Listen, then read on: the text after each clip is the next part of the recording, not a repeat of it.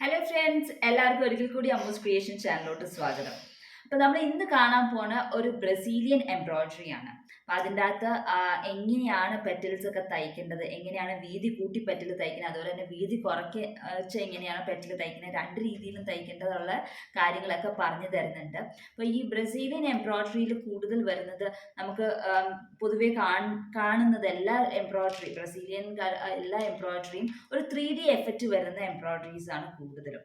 അങ്ങനത്തെ ഒരു 3D effect വരുന്ന ഒരു സ്മോൾ ഫ്ലവർ പാറ്റേൺ ആണ് കാണിക്കുന്നത്.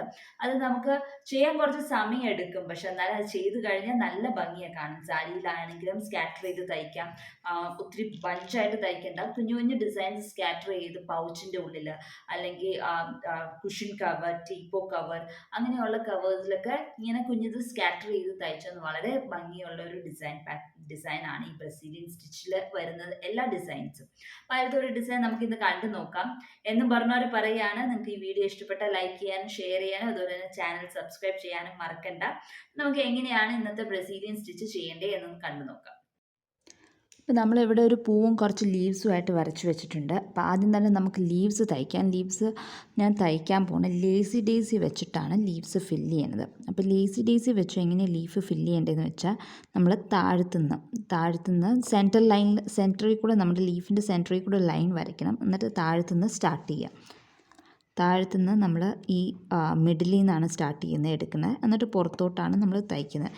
നേരെ തല തിരിച്ചും വേണമെങ്കിൽ തയ്ക്കുക. അപ്പോൾ ഔട്ട്ലൈനായിട്ട് നമുക്കൊരു സ്റ്റെം സ്റ്റിച്ച് തയ്ക്കേണ്ട വരും.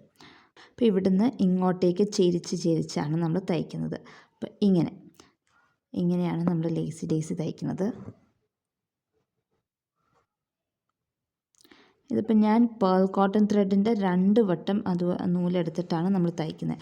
തിക്നെസ് കുറവ് വേണമെന്നുണ്ടെങ്കിൽ 1 വട്ടം ആയാലും എടുത്തേച്ചാൽ മതി. നല്ല തിക്കായിട്ടിരിക്കാൻ വേണ്ടിയിട്ടാണ് ഞാൻ 2 വട്ടം എടുത്തിരിക്കുന്നത്. അപ്പം വീണ്ടും സെൻറ്ററിൽ നിന്ന് പുറത്തോട്ട് അങ്ങനെയാണ് തയ്ക്കുന്നത്. അടുപ്പിച്ച് തയ്ച്ചാൽ നല്ല തിക്കായിട്ടിരിക്കും.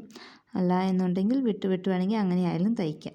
അടുപ്പിച്ച് തയ്ക്കുമായിരിക്കും കുറച്ചും കൂടെ. ഇന്നത്തെ ഇപ്പോൾ നമ്മൾ റോസാപ്പൂ കാസ്റ്റ് ആൻഡ് സ്റ്റിച്ച് പൂ തയ്ക്കാൻ ഉപയോഗിക്കുന്നത്. അതുകൊണ്ട് അത് നല്ല തിക്കായിട്ടിരിക്കുന്നതുകൊണ്ട് ലീവ്സും നല്ല ടൈറ്റ്ലി പാക്ഡ് ആയിട്ടിരുന്നാലാണ് കുറച്ചുകൂടെ ഭംഗി കിട്ടുക.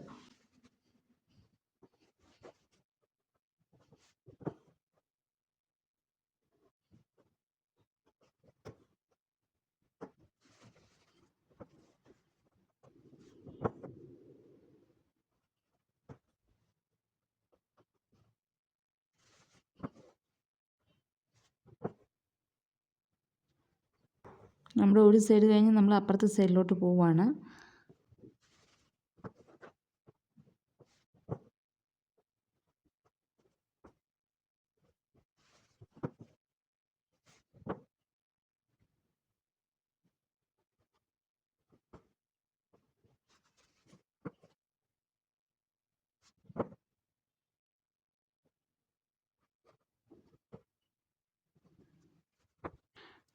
ഇപ്പോൾ ലേസി ഡേസി വെച്ച് ഇങ്ങനെയാണ് ഒരു ലീഫ് നമ്മൾ തയ്ച്ചെടുക്കുന്നത്. അപ്പോൾ അതുപോലെ തന്നെ ബാക്കിത്തെ ലീവ്സ് തയ്ച്ചെടുക്കാം.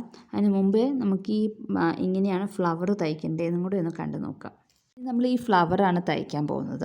അപ്പോൾ ആദ്യം തന്നെ ഫ്ലവറിൻ്റെ നടുക്ക് നമുക്ക് കാസ്റ്റ് ഓൺ സ്റ്റിച്ച് വെച്ചാണെങ്കിലും നടുക്കത്തെ പോർഷൻ ചെയ്യാം. പക്ഷേ ഞാനിവിടെ ചെയ്യുന്നത് ആദ്യം തന്നെ ബൂളിയൻ നോട്ടാണ് ചെയ്യുന്നത്. അപ്പോൾ ഇതും പേൾ കോട്ടൺ ത്രെഡാണ് എടുത്തിരിക്കുന്നത്. പക്ഷേ ഇതിൻ്റെ അകത്ത് ഒരു വട്ടം എടുത്തിട്ടുള്ളൂ. ലീവ്സ് തയ്ക്കാനായിട്ട് നമ്മൾ 2 വട്ടം ത്രെഡ് എടുത്തായിരുന്നു. ഇത് 1 വട്ടമാണ് എടുത്തിട്ടുള്ളൂ. അപ്പോൾ അത് കുറച്ച് ഡിസ്റ്റൻസിലെടുത്തിട്ട് നമ്മൾ ഒരു 6 വട്ടം ചുറ്റുമാണ്. ബൂളിയൻ നോട്ടിന് തയ്ക്കുന്ന മാതിരി ചുറ്റുമാണ്. 6 വട്ടം ചുറ്റി ഇനി നമ്മൾ വലിച്ചെടുക്കുകയാണ്. ഇതുപോലെ 1 വട്ടം ഈ സെയിം പോയിന്റിൽ തന്നെ 1 വട്ടം അവിടെ ചെയ്യുന്നുണ്ട്.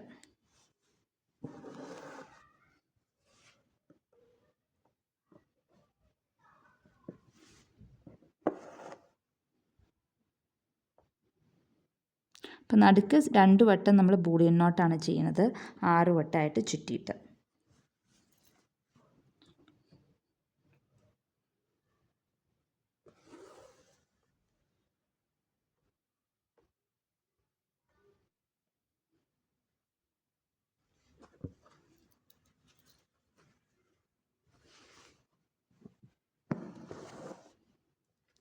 ഇനി ഇതിൻ്റെ ചുറ്റും നമ്മൾ കാസ്റ്റ് ഓൺ സ്റ്റിച്ചാണ് തയ്ക്കുന്നത്. അപ്പോൾ നമ്മൾ ഇവിടുന്ന് എടുക്കുകയാണ്.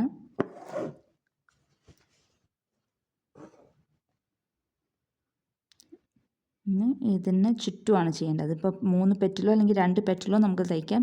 നമ്മുടെ ഇതിൻ്റെ വട്ടത്തിൻ്റെ അനുസരിച്ച് എന്തോരം വട്ടം വേണം. ഇപ്പോൾ ഞാൻ ഇവിടെ 3 പെറ്റലാണ് തയ്ക്കുന്നത്. ഇപ്പോൾ കാസ്റ്റ് ഓൺ സ്റ്റിച്ച് തയ്ക്കാൻ നേരത്ത് സൂചി എന്തോരം ഡിസ്റ്റൻസാണ് വേണ്ടതെന്ന് വെച്ചാൽ ഇങ്ങനെ കുത്തിയെടുത്തിട്ട് ഒരു ഫിംഗറും കൊണ്ട് നമ്മൾ ഇങ്ങനെ പിടിക്കുക, നീഡിൽ പൊക്കി പിടിക്കുക. മറ്റേ കൈ കൊണ്ട് ഇങ്ങനെ ട്വിസ്റ്റ് ചെയ്യുക, ത്രെഡ് നല്ലോണം വലിച്ചു പിടിച്ച് ഇങ്ങനെ ട്വിസ്റ്റ് ചെയ്യുക. ഇങ്ങനെ ട്വിസ്റ്റ് ചെയ്ത് ഇതിൻ്റെ അകത്തോട്ട് നീഡിലോട്ട് ഇടുക, ഇതുപോലെ. പിന്നെ ഒന്ന് വലിക്കുക, ഇതുപോലെ എടുക്കുക, നീഡിലിടുക, എന്നിട്ട് ഇങ്ങനെ വലിച്ചാൽ മതി. അപ്പോൾ ത്രെഡ് ടൈറ്റായി കിട്ടും. വീണ്ടും ഇതുപോലെ അത് കൗണ്ട് ചെയ്ത് തന്നെ ഇടണം. ഇത്രയും ഡിസ്റ്റൻസിന് എന്തോരം വേണം എന്നുള്ളത് നിങ്ങൾക്ക് ഒരു ബൂളിയൻ നോട്ട് ചെയ്യുമ്പോൾ അറിയാം എന്തോരം വേണമെന്ന്. അതുപോലെ തന്നെ കാസ്റ്റ് ഓൺ സ്റ്റിച്ചിനും ആ സെയിം ഇത് തന്നെ. അപ്പോൾ ഇത്ര ഒരു ഡിസ്റ്റൻസിന് ഞാനിപ്പോൾ എടുക്കുന്നത് 10 വട്ടാണ് എടുക്കുന്നത്. ആദ്യമായിട്ട് ചെയ്യുമ്പോൾ ഇത്തിരി ബുദ്ധിമുട്ടുണ്ടായത് ഇങ്ങനെ വളച്ചിടാനായിട്ട്. പിന്നെ ആവുമ്പോൾ സ്പീഡ് കിട്ടും. ഇങ്ങനെ വലിക്കുന്നു, ഇങ്ങനെ ഇടുന്നു. ഇതാണ് കാസ്റ്റ് ഓൺ സ്റ്റിച്ച് ചെയ്യുമ്പോൾ നമ്മൾ ബൂളിയൻ നോട്ട് ചെയ്യുന്ന പോലെ തന്നെയാണ്. ഈ വളച്ച് ചുറ്റിയിടുന്നത് മാത്രമാണ് വ്യത്യാസമായിട്ടുള്ളത്. നല്ലോണം വലിച്ചിട്ട് നമ്മൾ നേരെ വയ്ക്കും. അത് ബൂളിയൻ നോട്ട് ചെയ്യുന്ന പോലെ ഇത് നല്ലോണം ഒന്ന് വലിച്ച് വെച്ചിട്ട് ഇതിന് ചുറ്റും വെക്കുകയാണ്.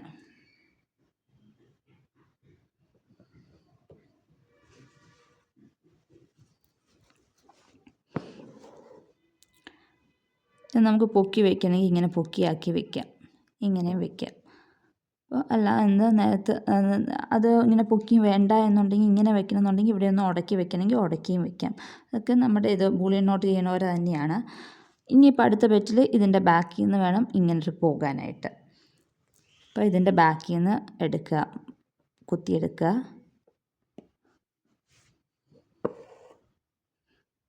എന്തോരം ഡിസ്റ്റൻസാണ് വേണ്ടതെന്ന് വെച്ചാൽ അത് നോക്കുക.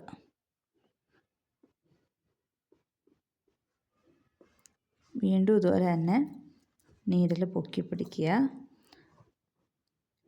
ഇങ്ങനെ ചുറ്റിച്ച് ഇടുക.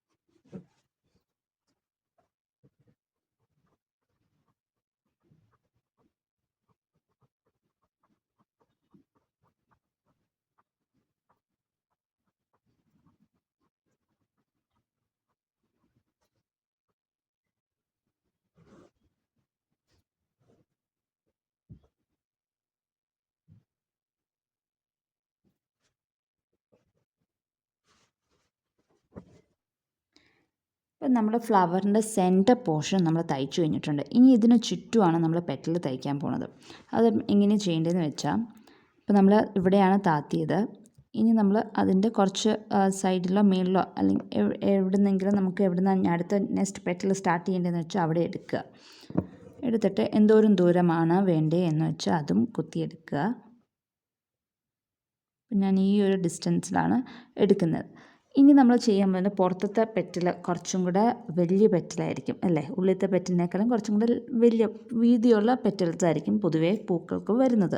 അപ്പോൾ അങ്ങനെ ചെയ്യാൻ വേണ്ടിയിട്ട് അവിടെ വരുമ്പോൾ ഇവിടെ ഒരു എക്സ്ട്രാ ഒരു നീഡിലോ അതല്ല ഇപ്പം ലോലിപോപ്പിൻ്റെ ആ സ്റ്റിക്കായാലും ഈ ഇതിൻ്റെ ഉള്ളിൽ കൂടെ നീഡിലിൻ്റെ ഉള്ളിൽ കൂടെ വെച്ചിട്ട് പിന്നെ ഇതുപോലെ തന്നെ ചുറ്റിയിടുവാണെങ്കിൽ കുറച്ചും കൂടെ വീതിയിൽ നമുക്ക് പെറ്റലുണ്ടാക്കാൻ പറ്റും. അപ്പം ഞാൻ ഇവിടെ യൂസ് ചെയ്യുന്ന ഒരു ക്രോസ് സ്റ്റിച്ചിൻ്റെ നീഡിലാണ്. ക്രോസ് സ്റ്റിച്ചിൻ്റെ നീഡിൽ ഈ സെയിം പോയിന്റിൽ തന്നെ ഇതുപോലെ കുത്തി വയ്ക്കുകയാണ്. അപ്പോൾ ഇതിൻ്റെ അകത്ത് എനിക്ക് വേറെ ഈ സെയിം സൈസിലുള്ള നീഡിലുണ്ടായിരുന്നില്ല. നിങ്ങൾക്ക് സെയിം സൈസിലുള്ള നീഡിലുണ്ടെങ്കിൽ അത് വെക്കുന്നതായിരിക്കും നല്ലത്. അപ്പോൾ ലെങ്ത്ത് സെയിം ആയിട്ട് വരും, നിങ്ങൾക്ക് ചുറ്റിയിടാൻ എളുപ്പമുണ്ടാകും. ഇതിപ്പോൾ എൻ്റെ കയ്യിൽ ഇല്ലാത്തതുകൊണ്ടാണ് ഞാൻ ക്രോസ് സ്റ്റിച്ചിൻ്റെ ഇത് കിട്ടിയത്. അപ്പോൾ കുറച്ചും കൂടെ വണ്ണവും കൂടെ കിട്ടും. അതല്ലെങ്കിൽ ലോലിപോപ്പിൻ്റെ ലോലിപോപ്പ് കഴിച്ചു കഴിഞ്ഞിട്ടുള്ള ആ സ്റ്റിക്ക് ഇതിൻ്റെ അകത്ത് ഈ നീഡിലിൻ്റെ ഉള്ളിൽ കൂടെ വെച്ചാൽ മതി. എന്നിട്ട് ആ ലോലിപോപ്പിൻ്റെ സ്റ്റിക്കിൻ്റെ മേലിലായിരിക്കും നമ്മൾ ചുറ്റിയിടുന്നത്. എന്നിട്ട് ചുറ്റി കഴിയുമ്പം ആ സ്റ്റിക്ക് ഊരി മാറ്റിയിട്ട് നമ്മൾ സൂചി വലിച്ചാൽ മതി. അങ്ങനെ ചെയ്താലും മതി. ഇതിപ്പം ഇത്രയും ഈ ഒരു ഡിസ്റ്റൻസാണ് വേണ്ടത്. ഒരു 10-15 എണ്ണം നമ്മൾ ചുറ്റിയാൽ മതി. ഇതുപോലെ ചുറ്റിയെടുക്കുക. അപ്പോൾ ചുറ്റിയെടുക്കുമ്പോൾ ഒരു നീഡിലിൽ കൂടെ മാത്രം എടുക്കാണ്ട് 2 നീഡിലിൽ കൂടെ എടുക്കാനായിട്ട് ശ്രദ്ധിക്കുക.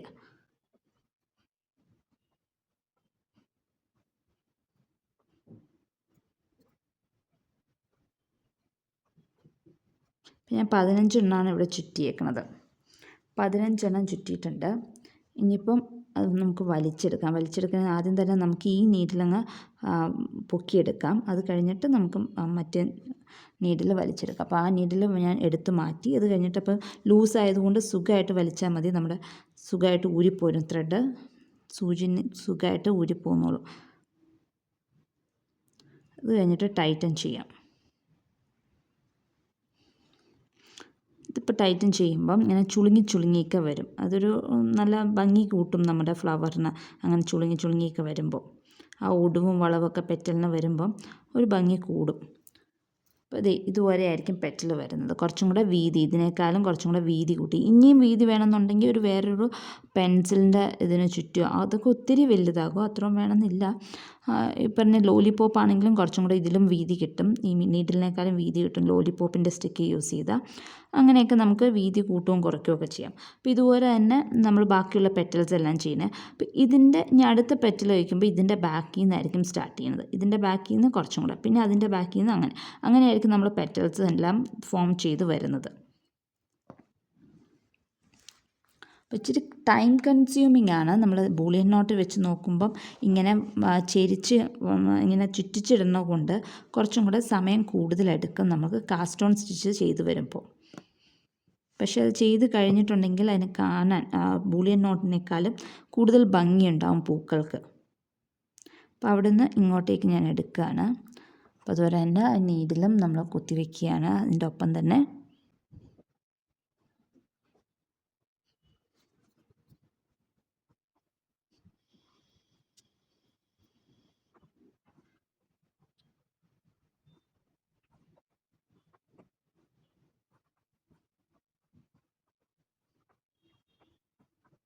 നമ്മൾ 15 എണ്ണം ഇതിൻ്റെ അകത്തും എടുത്തിട്ടുണ്ട്.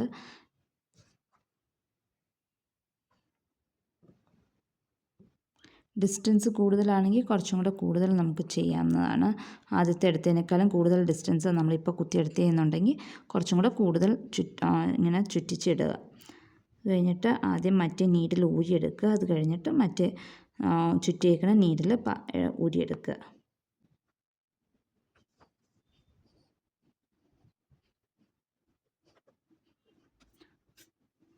ഇപ്പോൾ സെക്കൻഡ് പെറ്റലുമായി. അതുപോലെ ബാക്കിയുള്ള എല്ലാ പെറ്റൽസും നമുക്ക് ഫില്ല് ചെയ്തെടുക്കാം.